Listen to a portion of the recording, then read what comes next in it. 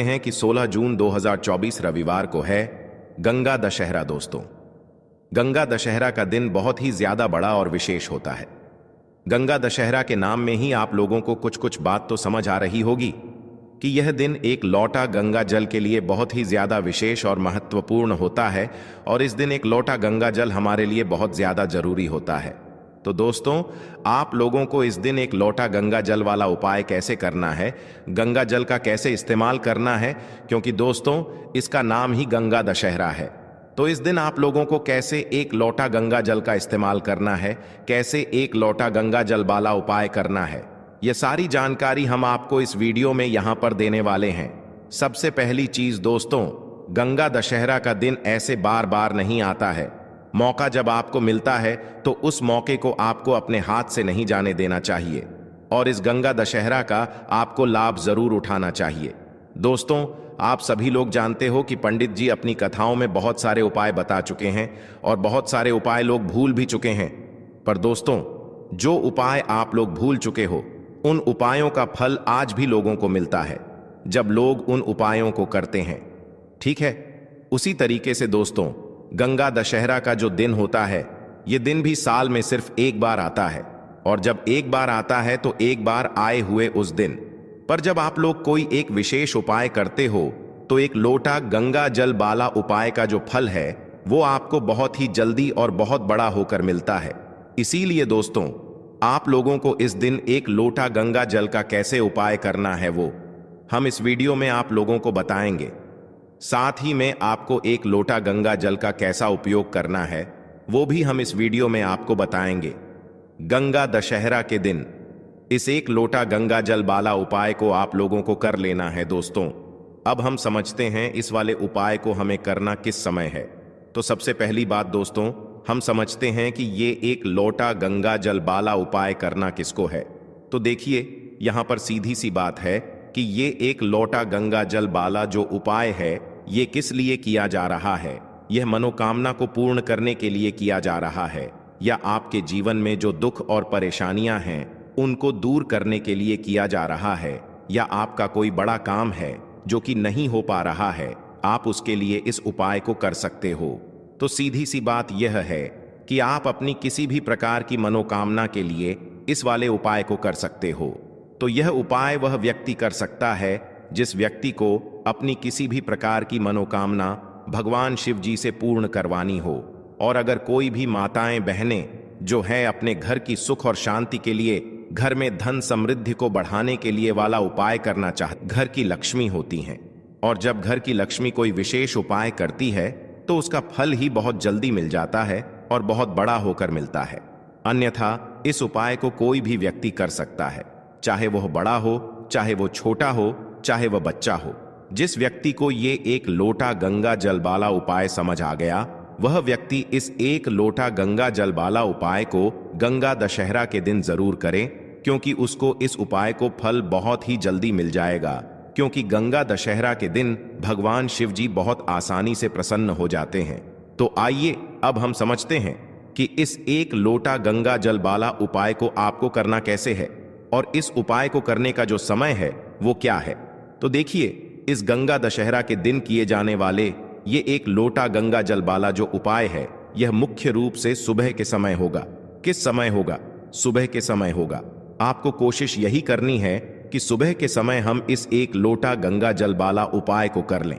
पर किसी कारणवश अगर आप सुबह इस उपाय को ना कर पाओ, आपको कहीं काम से जाना हो या किसी और काम की वजह से आप उपाय को ना कर पाओ, तो आपके पास फिर दूसरा मौका रहेगा जो कि शाम के समय का रहेगा, प्रदोष काल का रहेगा। अब भाई, प्रदोष काल का समय भी एक बहुत ही लोगों के मन में प्रश्न बन जाता है कि भाई यह समय होता कब है। हम आपको बता दें, प्रदोष काल का जो एक समय होता है, शाम का समय, वो होता है शाम के 6 बजे से लेकर शाम के 7 बजे के बीच का। इस समय के बीच में आप उपाय को करेंगे तो आपको उस उपाय का जरूर फल मिलेगा। तो शाम के 6 बजे से लेकर शाम के 7 बजे के बीच में आप लोग इस एक लोटा गंगा जल वाला उपाय को कर सकते हो। तो भैया, बहुत सारे लोग यहाँ पर ये प्रश्न भी जरूर करेंगे कि भाई हम तो नौकरी पे जाते हैं, हम अपनी ड्यूटी पे जाते हैं और आने में हमें देर हो जाती है, तो उस जगह पर हमें क्या करना चाहिए। तो देखिए, उन लोगों को भी टेंशन लेने की जरूरत नहीं है, अगर आप लोग इस उपाय को शाम के समय प्रदोष काल में कर रहे हैं और अगर आप आने में देरी भी हो जाती है, आपको आने में 7 बजे तक आप नहीं पहुंच पाते हो, तो भाई आप 7:10 या रात 8 बजे तक भी अगर उपाय को करोगे तो भी चल जाएगा।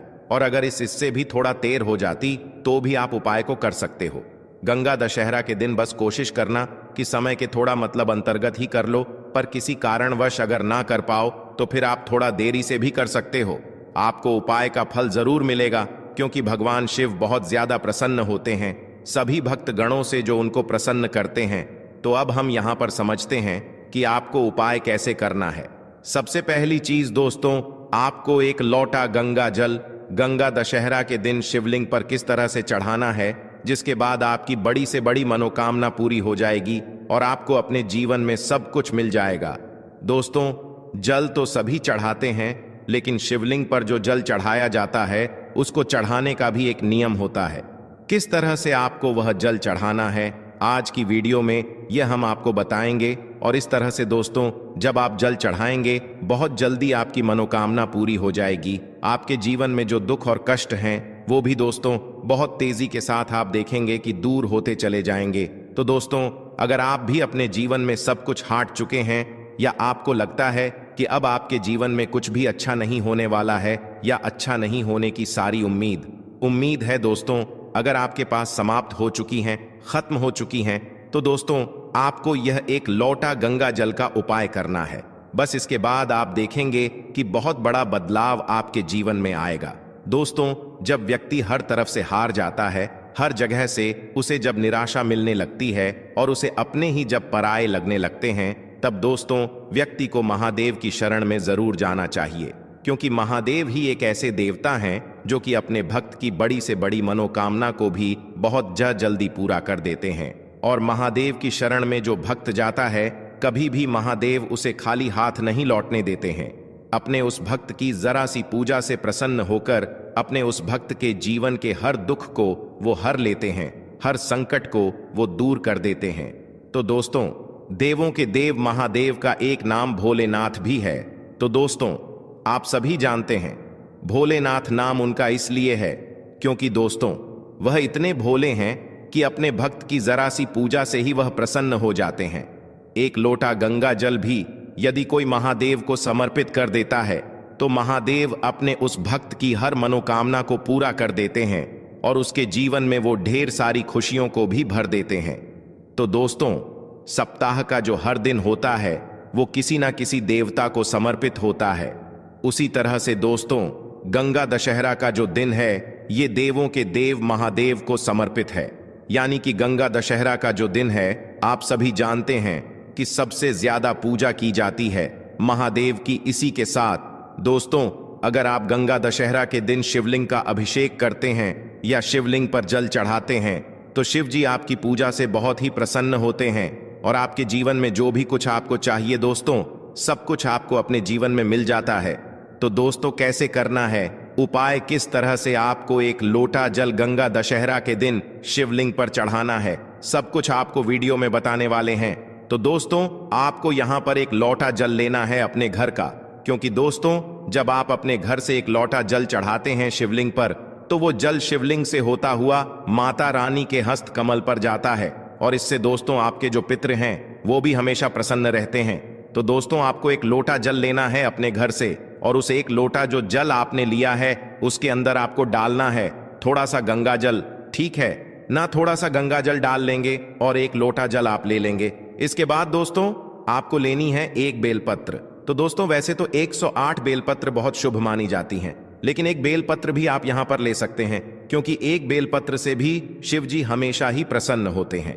तो दोस्तों, एक बेलपत्र लेनी है आपको, ऐसी जो कहीं से भी खंडित ना हो, यानी कटी फटी ना हो, कहीं से भी पत्ता बेकार ना हो, बेलपत्र का, ठीक है ना? और डंडी के साथ ही दोस्तों आपको बेलपत्र अपने साथ लेकर के जानी है। एक लोटा जल के अंदर दोस्तों आपको नहीं डालनी है, जल अलग से लेकर जाएंगे और एक बेलपत्र जो आपने ली है वो अलग से आपको लेकर के जानी है। महादेव के मंदिर में, आपके घर के आसपास जहां पर भी शिव जी का मंदिर हो वहां पर दोस्तों आपको जाना है। और सबसे पहले दोस्तों आपको क्या करना है, जो जल आप लेकर के गए हैं अपने घर से वो जल आपको शिवलिंग पर चढ़ाना है। और चढ़ाते समय जब आप शिवलिंग पर जल चढ़ाएंगे तो फेस किधर होना चाहिए? आपका उत्तर दिशा की तरफ दोस्तों आपका फेस होना चाहिए। तो दोस्तों जब भी आप शिवलिंग पर जल चढ़ाते हैं, इस चीज का आपको पूरा ध्यान रखना है कि आपका जो मुख है वो पूर्व दिशा में ना हो, यानी पूर्व दिशा की तरफ आपका मुख जो है वो नहीं होना चाहिए, क्योंकि पूर्व दिशा को ही भगवान शिव का मुख्य द्वार माना गया है। ऐसे में दोस्तों पूर्व दिशा की ओर मुख करके अगर आप जल चढ़ाते हैं तो इससे शिव जी के द्वार में अवरोध पैदा होता है और शिव जी आपसे नाराज भी हो सकते हैं। तो हमेशा आप ध्यान रखें कि आपका जो मुख है, जब भी आप जल चढ़ाएंगे तो उत्तर दिशा की तरफ दोस्तों आपका मुख होना चाहिए, आपका फेस होना चाहिए। तो दोस्तों उत्तर दिशा की तरफ अपना फेस करते हुए आपको जल चढ़ाना है। और जो बेल पत्र आप लेकर के गए हैं, बेल पत्र दोस्तों आपको शिवलिंग पर कब चढ़ाने हैं? जल चढ़ाने के बाद पहले आप जल चढ़ाएंगे, फिर दोस्तों आपको बेल पत्र अर्पित करनी है शिव जी को। और जो भी आपकी मनोकामना है वो दोस्तों यहाँ पर आपको कह देनी है। और दोस्तों जब भी आप यह उपाय करते हैं, गंगा दशहरा के दिन शिव जी आपसे हमेशा प्रसन्न होते हैं और आपकी जो भी मनोकामना होती है वह पूरी हो जाती है। आपको अपने जीवन में सब कुछ मिल जाता है। दोस्तों जब आप इस तरह से शिवलिंग पर एक लोटा जल अर्पित कर देते हैं, दोस्तों जब आप शिवलिंग पर जल चढ़ाएंगे तब आपको शिव जी का जो मंत्र है ओम नमः शिवाय श्री शिवाय नमस्तुभयम, इस मंत्र का जप भी करना है। और दोस्तों यहाँ पर आपको एक चीज बहुत ध्यान रखनी है कि जब भी आप जल चढ़ाएंगे जल्दी जल्दी आपको नहीं करना है, बिल्कुल पतली धार बनाते हुए ही आपको शिवलिंग पर जल चढ़ाना है। इस तरह से दोस्तों जब आप जल चढ़ाते हैं तो शिव जी को ठंडक मिलती है। आप सभी जानते हैं कि शिव जी ने समुद्र मंथन के दौरान जो विष निकला था उन्होंने ही ग्रहण किया था, जो कि उन्होंने अपने ने गले में रखा है दोस्तों जब आप हल्के हल्के शिवलिंग पर जल चढ़ाते हैं तो इससे शिव जी को बहुत ही ज्यादा ठंडक मिलती है। और जितनी पतली धार आपके लोटे के जल की होगी उतनी जल्दी दोस्तों आपकी मनोकामना भी शिव जी पूरी कर देते हैं। तो इस तरह से एक लोटा गंगा जल चढ़ाई है, आप खुद देख लेंगे कि आपको अपने जीवन में सब कुछ मिल जाएगा। तो यह था दोस्तों पहला उपाय जो करना है आपको गंगा दशहरा के दिन। अब जल्दी से बात कर लेते हैं दूसरे उपाय की, जो कि करना है आपको गंगा दशहरा के दिन ही। तो दोस्तों यह जो दूसरा उपाय अब हम आपको बताने जा रहे हैं, यह खास करके दोस्तों उन लोगों के लिए है जिनके सर पर कर्जा बहुत है, यानी जिन लोगों ने कर्जा बहुत ले रखा है, कर्जा चुका नहीं पा रहे हैं, बहुत प्रयास करने के बाद भी आप कर्जे के बोझ तले दबते ही जा रहे हैं।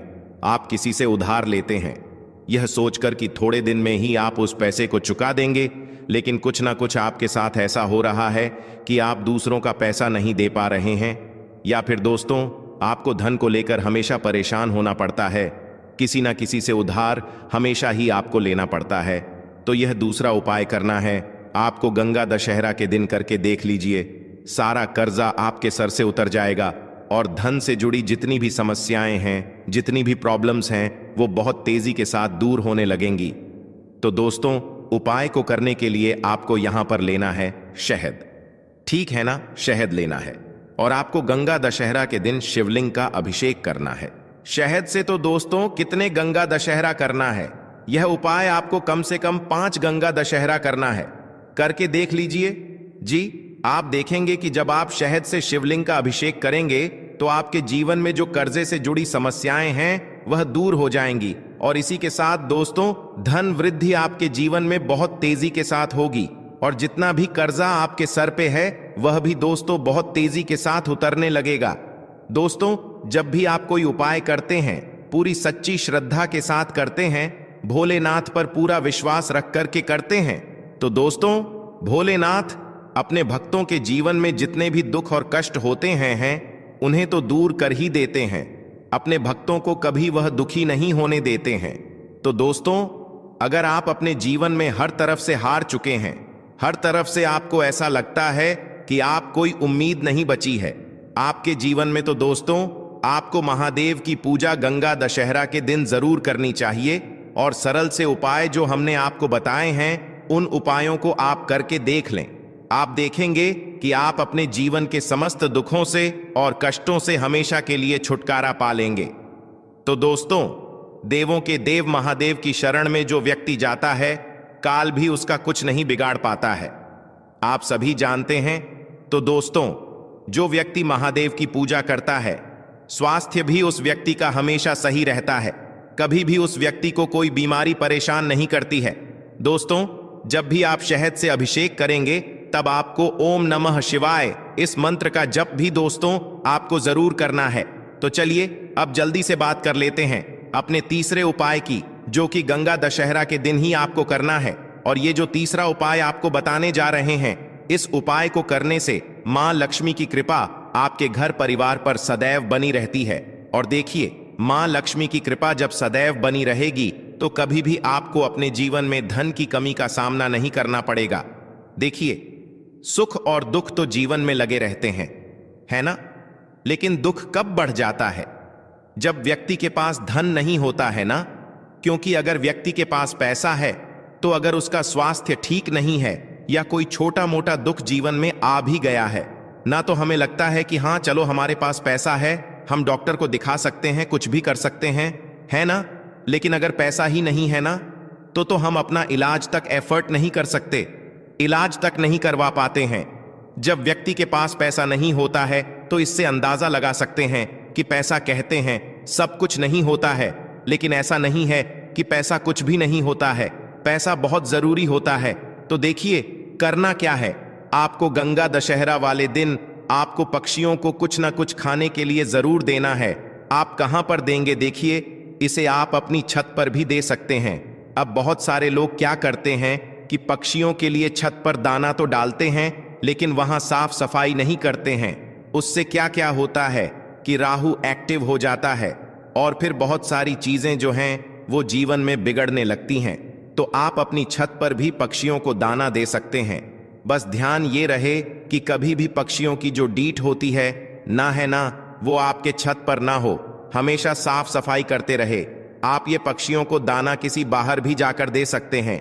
कोई पेड़ आदि है, आपके घर के आसपास कोई गार्डन है, वहां पर भी दे सकते हैं। इस दिन आप पक्षियों की सेवा जरूर करें, उनके लिए पानी की व्यवस्था जरूर करें, क्योंकि इससे क्या होता है कि श्री हरि विष्णु आपसे बहुत जल्दी प्रसन्न होते हैं। और श्री हरि विष्णु प्रसन्न हो गए तो मां लक्ष्मी तो प्रसन्न होती ही होती हैं। तो यह इतना उत्तम उपाय है ना कि गंगा दशहरा के दिन यह जो उपाय है ना, यह सबसे उत्तम माना जाता है।